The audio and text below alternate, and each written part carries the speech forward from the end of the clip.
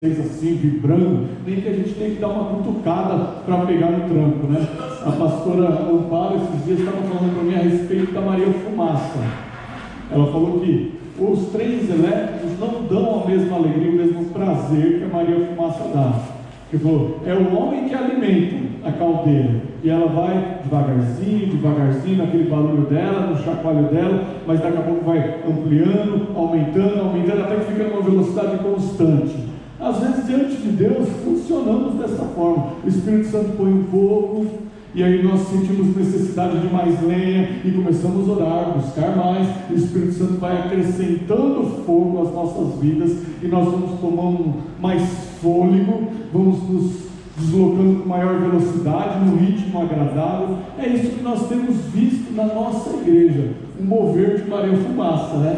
Um mover assim que o povo vem chegando, vem ficando, vem aceitando Jesus, vem crescendo espiritualmente, e esse alicerce está fazendo com que nós andemos mais longe, né? E até de uma maneira mais agradável, mais bonita, como a igreja reformada. Esse ano foi um ano de muito trabalho, mas eu louvo a Deus por todos vocês que se envolveram de alguma forma, financeiramente, fisicamente, né? Porque foi andaime, né, Cláudia? Lembra? Aí um monte de andaime no meio da igreja, e o irmão sobe, o irmão desce, o irmão se pendura, e vai lá no teto, e troca a luminária, e pinta a teto, e coloca a luz. Tudo isso que você está vendo, foi no decorrer do ano. Nesses últimos 2 anos nós temos nos empenhado, nós, eu digo vocês, a igreja, tem se empenhado para estar num lugar bonito e agradável. Hoje, os enfeites de Natal, né? Até algumas pessoas se preocupam, pastor, mas pode, mas enfeite de Natal? Meu irmão, nós cremos que Jesus Cristo nasceu, cresceu, morreu, ressuscitou. Então a nossa alegria de lembrar do Natal, do nascimento de Jesus, ela é importante, ainda que seja feito com bexiga, com enfeites. Nós estamos lembrando que existe um Senhor que nasceu nesta terra porque se importa conosco. Então nós estamos nesse projeto de crescimento, mas o importante é que a igreja não tem só ficado bonita, ela tem se transformado numa igreja agradável pelo conhecimento da palavra de Deus. Nada ia adiantar essa mesa linda de ceia, esses enfeites maravilhosos, a igreja reformada, ainda que não no total, mas a parte de dentro já quase que completa. Nada teria efeito com tudo isso se nós não tivéssemos palavras genuínas. Se Deus não nos desse na boca de cada pregador, sendo o seu pastor, sendo o pastor convidado, mas palavras de Deus, palavras genuínas, palavras que têm mudado, transformado as nossas vidas. Aí nós saímos de casa e chegamos nesse lugar com um propósito, sabendo que toda a palavra em nós precisa gerar uma mudança. E isso tem acontecido, e eu louvo a Deus. Quantos problemas você passou, quantos altos e baixos nós passamos no decorrer dos últimos anos, coisas que tivemos que aprender a conviver um com os outros na igreja, a tolerar, a suportar, a ser transformado e aceitar que o errado não era a pessoa, éramos nós. Outra hora entender que a pessoa era errada e nós tivemos que ficar calados até que Deus trabalhasse.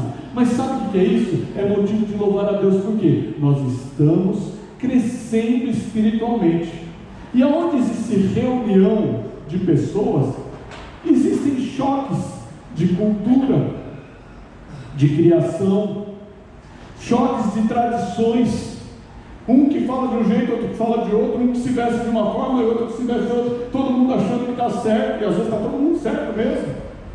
Mas tem hora que nós temos que aprender a conviver, é assim na família. Ou todos os irmãos se dão bem? Os irmãos em família, carne e sangue, se dão bem? É natural isso? Não é? Há sempre uma rusga, um folgado, um que come a mistura do outro, um que toma o danone do outro, um que fala assim, eu quero assistir a televisão com a luz apagada, o outro quer acesa, e aí vai. Irmão que arranha irmão que arranha o cabelo de irmão, acontece, não acontece? No dia a dia, no lar, mãe tem que separar os dois, aí entra 3 no bolo e a coisa fica complicada. Meus irmãos, isso é assim desde que o ser humano é ser humano. Infelizmente, já logo no começo temos Caim matando Abel. Mas Deus, quando Ele instituiu a igreja, Ele instituiu exatamente para que este corpo, chamado igreja, noiva do Cordeiro, fosse cuidada, zelada, alimentada, que as vestes desta noiva fossem passadas, fossem alvejadas, se tornassem brancas. E para isso, muitas vezes, para passar um belo vestido, precisa de coisa quente e vapor, ferro e vapor. E é um processo que, se bobear, queima, perde o vestido. Se não tomar cuidado, o vestido continua amarrotado. Não é assim, mulherada? E é o que Deus faz conosco. Às vezes, no zelo que nós temos com a obra de Deus, alguém se sente queimado, machucado, invalidado. Outro continua amarrotado, não muda. E Deus vai trabalhando, trabalhando, trabalhando, e cada palavra vem gerando um período, um lugar, um momento de mudança. E essa mudança é aquela que vai te levar para os céus, que vai manter o teu nome no livro da vida. Porém, nos dias atuais, nós temos que compreender que existe o poder de Deus nos dias maus, porque estamos falando de convivência na igreja, mas nós também convivemos no mundo. E a Bíblia diz que no mundo nós teríamos aflições, mas nos orientou a ter bom ânimo. Entendemos que no mundo existem dias maus. E vocês cantaram no primeiro cântico, e a irmã Vanessa ministrando aqui, disse: é importante. Estou com fio aqui, pode desligar isso aqui. É importante que você compreenda aquilo que você está cantando. E no primeiro cântico, nas últimas partes do cântico, dizia: Senhor, muda a minha casa, muda tudo de lugar, não é isso? Pode mudar as coisas de lugar. Você entende que autorização você está dando? Porque quando mudamos as coisas de lugar, nós estranhamos muito. As mulheres, geralmente as mulheres, gostam de mudar os móveis de lugar. O sofá, o rack, dá uma trabalheira para o marido, o guarda-roupa fica meio torto. Mas é um tal, tem mulher que muda toda semana. Tem mulher que muda de tempo em tempo. Mas quem vem depois da mudança, tem gente rindo, né? Está acostumado a mudar o móvel, né? Alguém vem depois dessa mudança e fala: nossa, ficou diferente, melhorou assim. Porque a primeira coisa que faz é destacar aos olhos. Meu irmão, você disse para Deus: pode mudar tudo de lugar, pode se preparar. Porque quando Deus muda de lugar, o lugar vai ficar mais agradável, mais bonito, mais vistoso, porque Deus sabe o que faz. Mas toda mudança, via de regra, ela gera uma resistência. Olha, quando o guarda-roupa é mudado muito de lugar, ele fica meio torto, quebra o pé do rack, sai a rodinha. E a mulher aproveita para fazer o pedido do Natal do marido: precisamos trocar esse guarda-roupa. Já falei o ano passado, e aí, esse ano vai? E aí vai. Meu irmão, quando Deus muda as suas coisas de lugar, você pode até estranhar, mas a correção de Deus é a melhor demonstração de amor.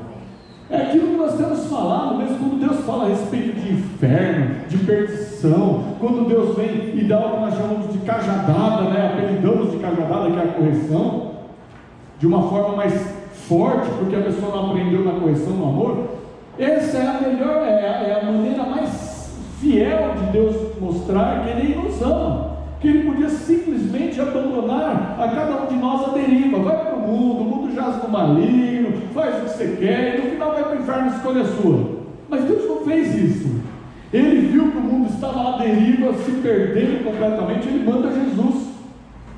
E Jesus vem e faz a obra, e cria discípulos, e recupera o povo para Deus. E ainda assim, o Senhor envia a Paulo.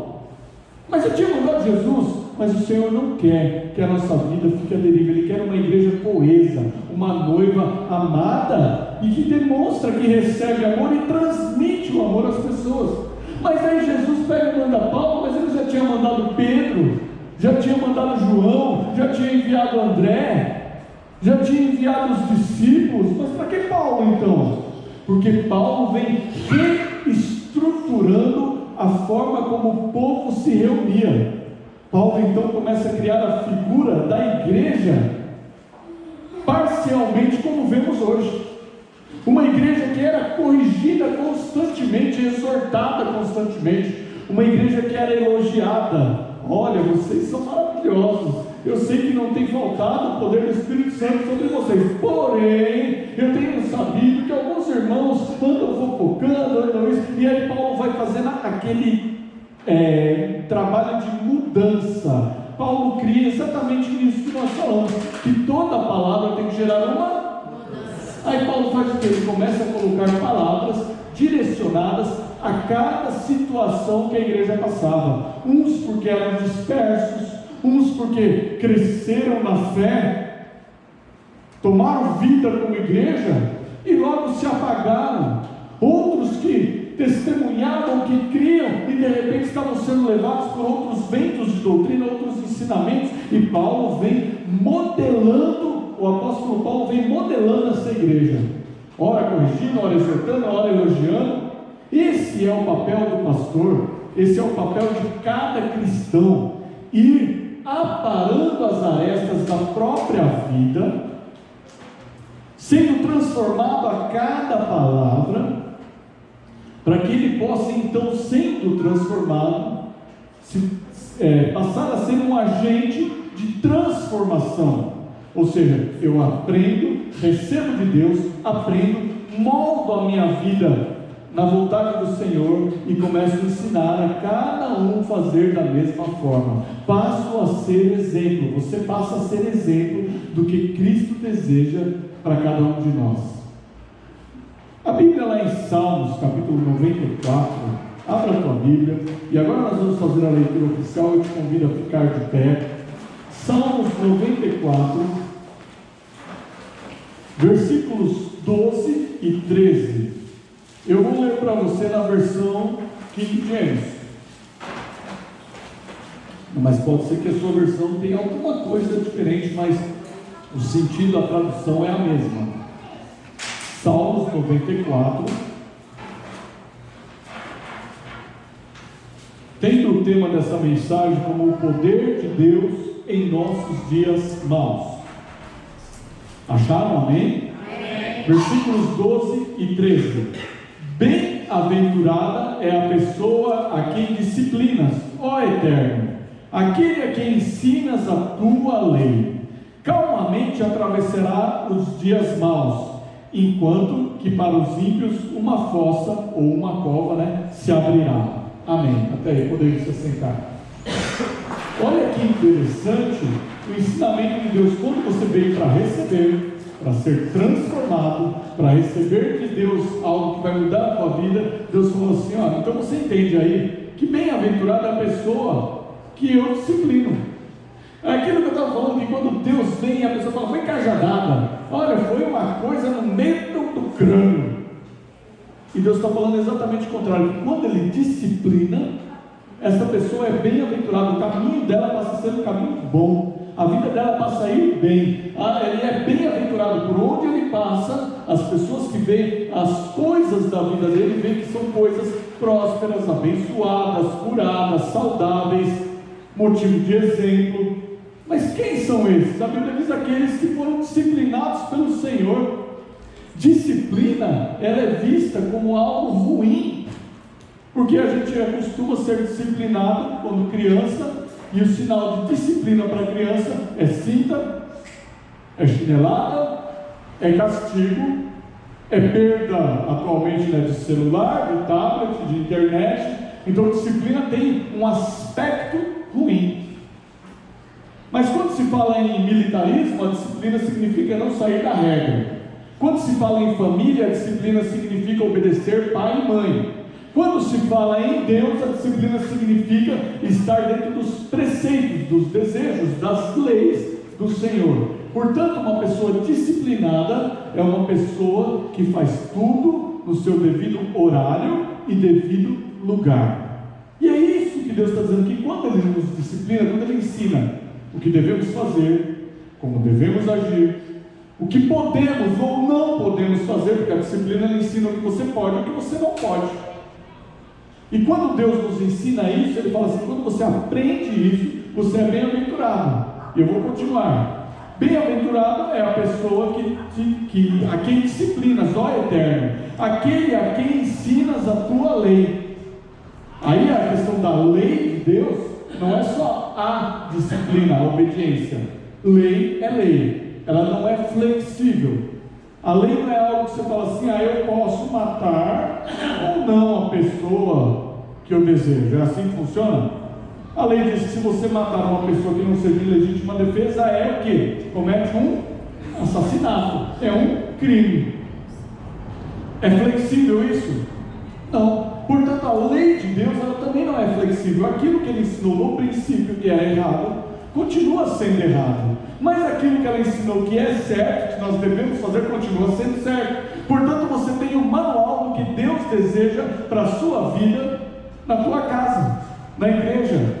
E se alguém não tiver uma Bíblia, vem conversar comigo: pastor, não tem Bíblia, eu vou te dar uma Bíblia de presente, porque você vai ter um manual nas suas mãos para servir a Deus da forma que Ele deseja. E diz assim: bem-aventurada a pessoa que Ele disciplina, ó Eterno, aquele a quem ensinas a tua lei. Aí vem o momento de vitória: calmamente atravessará os dias maus. Você consegue entender isso? Calmamente atravessará os dias maus. Sabe o que Deus está dizendo? Sabe o que o salmista está falando? Deus está falando através do salmista conosco, que no lugar do desespero, ainda que haja um dia mau, no lugar do desespero, da loucura, do suicídio, daquela questão que a pessoa fica totalmente alucinada com a ruindade que aconteceu, ele vai atravessar com calma, porque Deus vai dar paz, vai segurar pela mão direita, vai transformar a situação. E mesmo sendo um dia mau, Ele diz que haveriam dias maus, mas tem de bom ânimo, porque Ele venceu o mundo. E aí, de posse dessa palavra, desse conhecimento, quando você passar, se passar, ou quando passar pelo dia mau, saiba que o Senhor te fará estar calmo. Mas por quê? Porque você é pessoa que o Senhor disciplina. Você é pessoa que o Eterno ensina a lei. Portanto, o resultado da tua mudança de vida é estar calmo no momento da luta. Porque a pessoa que não se mantém calma, ela faz bobagem, besteira. Não se age no ímpeto da desgraça. Não se age no ímpeto do momento de nervosismo. Porque são nessas horas que as pessoas fazem besteira, fazem bobagem, fazem o que não devem. Mas o Senhor, sabendo disso, Ele fala: eu estou ensinando, e o meu povo, quando precisar, ele vai passar pelo dia mau calmamente. Isso é paz, meu irmão. Isso é uma das traduções de paz. Deus está falando: no momento da luta, eu ministrarei paz ao meu povo. E diz ainda para os aquele a quem ensinas a tua lei, calmamente atravessará os dias maus. Enquanto para os ímpios, ou seja, para aqueles que não querem obedecer a lei de Deus, são os ímpios. Aqueles que não desejam a mudança de Deus, são os ímpios. Aqueles que vão contra Deus, contra a vontade de Deus, são os ímpios. Os ímpios são aqueles que não desejam a Deus, mesmo Deus tendo oferecido o próprio Filho. Enquanto para os ímpios, diz a palavra, uma fossa, ou em outra tradução, uma cova se abrirá. Enquanto você tem paz, enquanto Deus fala: está tendo luta, mas eu vou segurar na tua mão. Para essas pessoas, muitas vezes o que abre é a cova. Ele se mata, ele se desespera, ele tem um ataque do coração, ele morre de nervosismo, porque a Bíblia está dizendo: aquele que não mudou de vida e não aceitou a correção do Senhor é ímpio. E o ímpio tem destinado para ele a cova, enquanto para a igreja de Deus, para os filhos de Deus, para aqueles que querem a vontade de Deus, o Senhor diz: fica tranquilo, você vai passar por esse mar a seco. Deus explica que Ele é o suficiente para a nossa vida. Às vezes as pessoas não enxergam, mesmo dentro da igreja, sem que haja uma mudança completa de vida, as pessoas não conseguem entender a mudança que Deus fez, ainda não conseguem dimensionar o poder de Deus. Mas Deus é bem claro, mostrando a suficiência suficiência dele. Em 2 Coríntios 12:9, eu vou ler para você, diz assim: e disse-lhe, a minha graça te basta, porque o meu poder se aperfeiçoa na fraqueza. Deus está falando assim: eu sou o suficiente. Porque quando você estiver no dia mal, você vai se sentir fraco, talvez desamparado, mas eu vou fazer você passar em paz. E nesse momento da tua luta, a minha graça, Deus diz, te basta. O que é fraqueza? É um momento de ausência de força. As pessoas às vezes pensam que fraqueza é só aquele momento que caiu no erro, caiu na bebida, caiu na prostituição, caiu nas drogas, caiu. Isso aí já é uma parte onde a pessoa já passou da fraqueza, ela se entregou, caiu no pecado, caiu no erro. Mas existe um momento da fraqueza, que é o momento que a pessoa quer fazer a coisa certa e a força não dá mais. A luta está tão grande que parece que o coração vai parar, que está dando tremedeira, que nunca mais vai recuperar os sentimentos. Porém Deus fala assim: calma, é nesse momento de fraqueza que eu vou me demonstrar para você ser o suficiente. É nesse momento de nervosismo que eu vou ministrar paz, e eu vou mudar a tua vida. Você vai lembrar das ministrações, e nesta fraqueza o meu poder, Deus diz, vai se aperfeiçoar. Ou seja, você vai ver Deus agindo, ainda que teu corpo não aguente, ainda que teu emocional não aguente, ainda que pareça impossível para os ímpios. Deus estará presente, te livrando, abençoando, cuidando, guardando, zelando, curando, livrando de dor e mal, porque Deus é Deus sobre a vida do seu povo. Aleluia! Aleluia!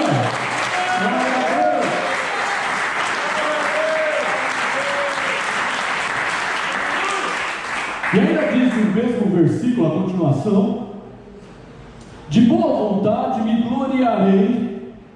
E essa parte é o homem que tem que entender que ele é fraco, que ele precisa de Deus, mas que a parte humana não é capaz de suportar sozinho.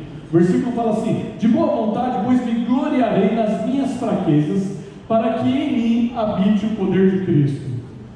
Não confunda, se gloriar na fraqueza, vai ficar falando assim: eu sou fraco mesmo, é Deus que tem que fazer. Não é isso não.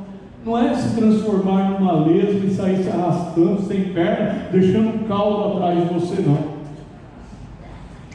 Isso aí é você dizer assim: Senhor, eu sei que eu sou incapaz e incompetente como ser humano de vencer o inimigo, que eu sou incapaz de passar por esse momento de luta sozinho, mas na minha fraqueza o Senhor vai aperfeiçoar o teu poder. Eu creio nisso, e o Senhor me fará vitorioso. Quando ele diz assim, de boa vontade me gloriarei nas minhas fraquezas, ele está falando assim: eu vou admitir que eu não sou o suficiente para vencer. Eu vou admitir de boa vontade que eu, sem o corpo de Cristo, sem a igreja, sem a presença de Deus, eu sem uma vida de adorador, eu não sou nada. Eu sem oração, sem me alimentar da palavra, eu não sou nada. De boa vontade eu digo: Senhor, eu não posso fazer nada, eu não posso pregar, eu não posso modificar nada, se o Senhor não cuidar da minha casa, da minha vida. Se eu não diz: Senhor, muda meus móveis de lugar, Senhor, muda. Qual foi o último cântico que nós cantamos? Também falava sobre isso. Foi o Entra na Minha Casa? Mexe com a minha estrutura, o último, não? Mas é o mesmo sentido. É morrer para viver. Tem uma frase desse livro que eu queria dizer: muda tudo em mim. Você cantou, foi o último cântico. Morrer para viver, muda tudo em mim. Você está falando para Deus assim: Senhor, pega aquela parte em mim que eu me sinto superior e bonzão, e eu acho que eu sou assim mesmo, que eu tenho razão, e muda. Sabe o que Deus vai fazer? Vai falar assim: então agora você vai mudar de atitude, você vai admitir que você não é tudo isso, porque eu sou na sua vida, não você. O trono do teu coração não é você que manda, sou eu que mando, diz o Senhor. O trono do nosso coração pertence a Deus, e quando lá Ele se senta, as decisões são dEle. Porém, quando o Senhor muda, o homem fala assim: eu entendo, Senhor, que eu sou fraco por mim mesmo, de boa vontade eu me gloriarei nas minhas fraquezas, para que em mim habite o poder de Cristo. Irmão Agostinho, sobe aí para o teclado, irmão Vanessa também, faz parte da mensagem desse louvor. Entendemos claramente então que existem biblicamente dias maus. E quando a gente vai reunir, quando nós nos reunimos como igreja, presta atenção em mim, deixa o resto aí. Quando nós nos reunimos como igreja, nós temos que compreender que o Senhor está nos ensinando por que existem dias maus. Porque senão seria só aquele tipo de mensagem assim: receba, receba, Deus está falando, receba, receba. Eu já vi isso acontecer. Eu já vi culto que começou com receba, terminou com receba, no meio tinha receba, e eu não vi o versículo da palavra, eu não vi a pregação, e o povo estava, mas provavelmente foi para casa mal nutrido, enfraquecido, por ausência de palavra genuína de Deus aos corações. Mas Deus tem ensinado a nossa igreja a se alimentar dia após dia, e nós estamos nos esforçando para matar a nossa carne, estamos nos esforçando, morrendo para viver, matando a carne, matando os desejos, dizendo não ao pecado, para que isso gere em nós comunhão, e a comunhão gera vida com Deus, e a vida com Deus é eterna. E tem uma letra de um cântico que Deus deu para a irmã Vanessa, deu a letra, pai e filha, é assim, né? Deus deu a letra para a filha, a melodia para o pai, e eu quero que você preste atenção nessa letra, porque ela tem completamente a ver com essa mensagem. É um momento em que nós nos sentimos fracos e dizemos: Senhor, como nós vamos atravessar o dia mal? Como que eu vou dizer, Senhor, tudo bem, o dia mal vai vir, beleza, e está tudo bem? Não está tudo bem. Nós não queremos passar. Jesus, no ápice do que ia acontecer com ele, fala: Pai, se possível, renova esse cálice. É isso que ele diz? Afasta, passa de mim esse cálice.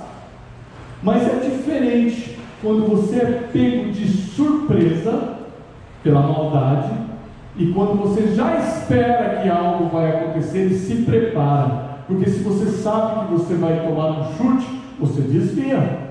Se você sabe que você vai levar um tapa, você se encolhe, você se protege. É assim que aprende. Quando a criança, o jovem, a pessoa está fazendo artes marciais, praticando algum esporte que ensine autodefesa, ele fica assim: pode bater, vai, bate. É assim que ele fica. Se for no boxe, não baixa a guarda. Mas para que serve essa guarda? Para proteger o rosto. Por quê? Porque estava preparado. Nós temos que estar preparados por dois motivos. E o principal deles é que Jesus está voltando. E o segundo motivo é que o diabo, vosso adversário, anda rugindo como leão, buscando. Portanto, meu irmão, eu quero que você escute essa letra. Raciocina nessa letra, porque a continuação da mensagem tem a ver com essa letra que vai ser cantada agora. Escuta o cântico que Deus deu, a melodia, o cântico que Deus deu, e nós vamos continuar nessa palavra. Não se distraia. Ouça e adore o Senhor.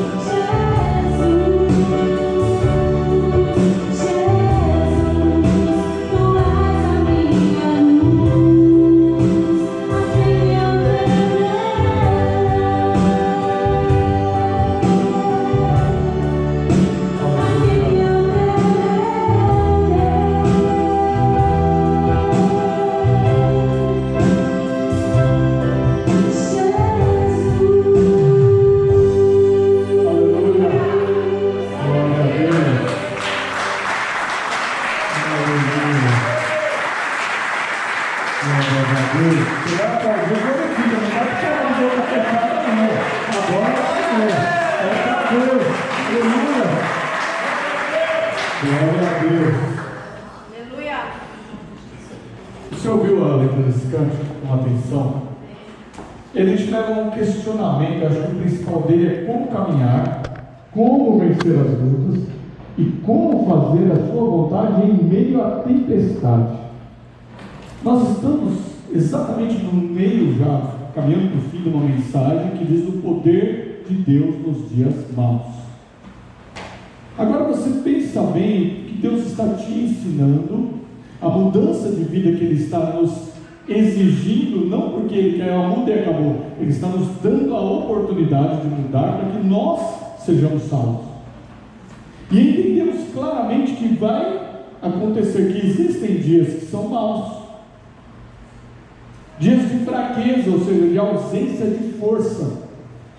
E aí você vem num cântico questionando assim: como caminhar? Como vencer as lutas? Como vencer a tempestade?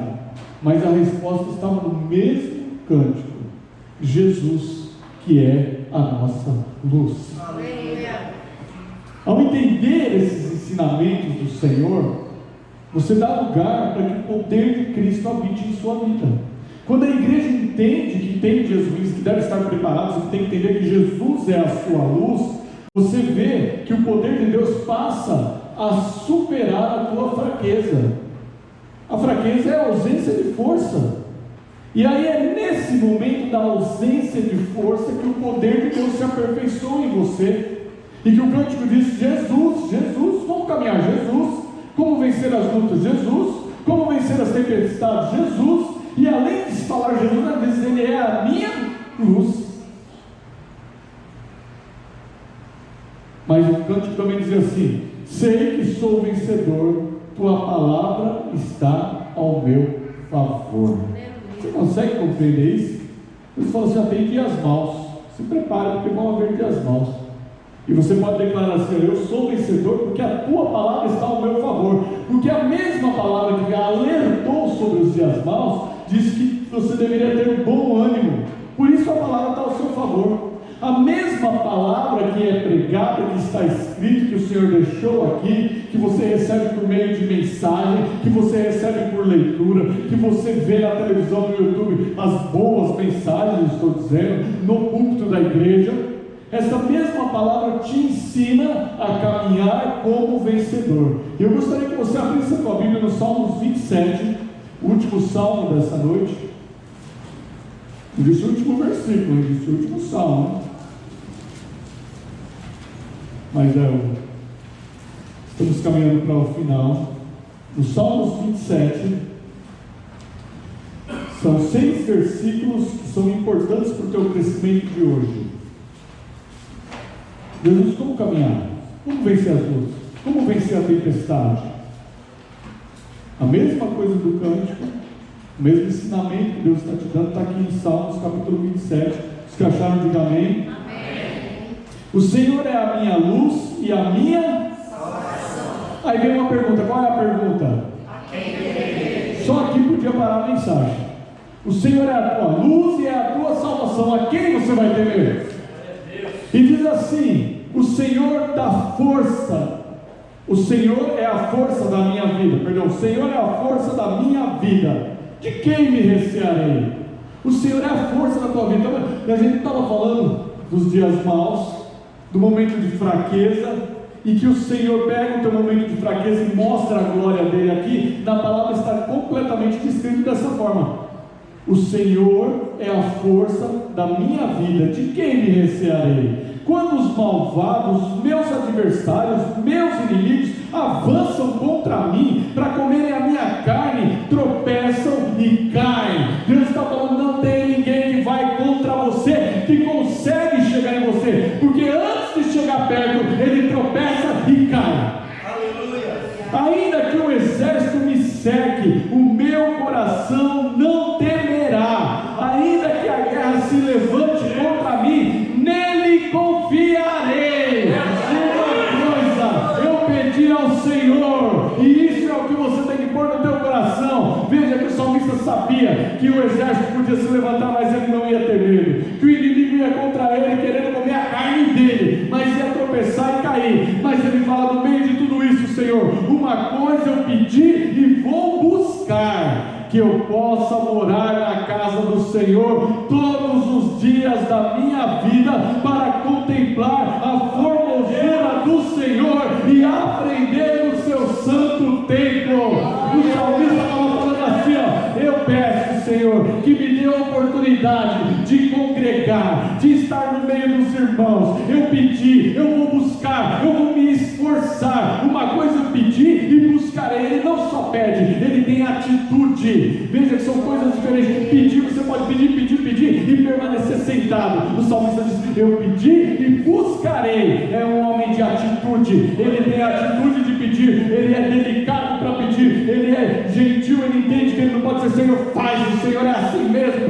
Não, ele pede, mas ele vai buscar. E ele fala: Senhor, que eu possa morar na tua casa todos os dias. Mas ele não quer morar lá por conta de riqueza, por conta de cura. Ele está querendo morar, que eu possa morar na casa do Senhor todos os dias, para contemplar, é para ver com alegria, para ver com satisfação a formosura do Senhor. Ele quer observar e falar: Deus, eu te amo, o Senhor é lindão, o Senhor faz da minha vida uma vida boa, mas eu também me sinto prazeroso nos teus braços, eu tenho prazer de estar nos teus braços. Senhor, eu amo ser chamado de crente, eu amo pertencer ao corpo de Cristo, eu amo estar na casa do Senhor. O salmista gostava da vida do crente. E ele ainda fala assim: para contemplar a formosura. Mas tem o seguinte: assim como Paulo, assim como nós estamos vivendo, ele sabia que toda palavra precisava gerar uma mudança. E ele fala assim: e aprender no teu santo templo. Ele dá aqui dois fatores: observar o quanto Deus é lindo e aprender das coisas de Deus na igreja. E aprender no teu santo templo. Pois no dia da adversidade, aqui eu de novo, está sabendo? A Bíblia está falando que tem o dia da adversidade, é o dia mau, o dia que o inimigo corre contra você, mas tropeça e cai, o dia que o exército se levanta, mas não chega até você. Pois no dia da adversidade, ele me esconderá no teu pavilhão, no oculto do seu tabernáculo me esconderá e me colocará sobre uma rocha. Deus está falando assim, ó, ele está sentindo de Deus, ele diz: Senhor, eu sei que na hora que o inimigo se levantar, ele tropeça e cai. Eu sei que o exército não vai me assustar, e eu sei que se ainda me procurarem com lupa, com lente de aumento, com binóculo, se mandar batedores, se mandar me achar, não vai me achar, porque o Senhor me esconde no seu pavilhão, no oculto do teu tabernáculo, e ainda me coloca não em um lugar qualquer, coloca numa rocha. Ou seja, você vai estar firmado em Deus. E o versículo 6, que é o último desta noite, diz assim: então triunfarei sobre os meus inimigos que estão ao redor de mim. Olha que coisa maravilhosa. Triunfarei. Começamos falando dos dias maus, mas o tema é o dia mau com Deus. O dia mau com Deus se transforma num dia de triunfo, pelo que ofereceu sacrifício de júbilo no seu tabernáculo. Cantarei, sim, cantarei louvores ao Senhor. Aleluia. Cantarei, sim, cantarei louvores ao Senhor. É isso que Deus faz. Ele pega o dia mau, transforma num dia de vitória. Você triunfa, o inimigo cai, o exército não te assusta, você é colocado sobre a rocha, você permanece firme na casa do Senhor e buscando a presença do Senhor e aprendendo das coisas do Senhor. E ainda lá no fim você diz assim: eu cantarei, eu celebrarei, eu louvarei ao Senhor, porque o Senhor é a tua luz. A quem você temerá, igreja? Aleluia, glória a Deus.